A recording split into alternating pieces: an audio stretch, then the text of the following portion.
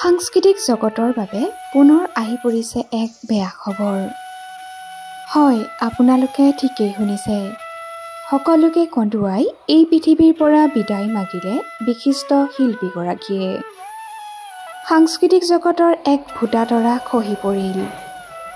নাগাৰা নাম জগতৰ ভোটাতৰা স্বৰূপ ৰামচৰণ ভৰালীদেৱ আৰু আমাৰ মাজত নাই। কিছু সময়ৰ পূৰ্বে ইহ সংসাৰৰ পৰা বিদায় লয় বিশিষ্ট শিল্পীগৰাকীয়ে।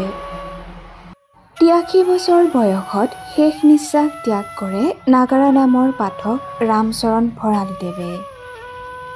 অসম নাগাৰা নাম সন্থাৰ সভাপতি আছিল বিশিষ্ট শিল্পীগৰাকী। বিশিষ্ট শিল্পীগৰাকীৰ মৃত্যুৰ খবৰে শোকত ভাঙি পেলাইছে সকলোকে। এয়া সাংস্কৃতিক জগতৰ বাবে এক বৃহৎ ক্ষতি। আমাৰ চেনেলৰ তৰফৰ পৰা তেখেতৰ বিদেহ আত্মাৰ চিৰশান্তি কামনা কৰিছোঁ।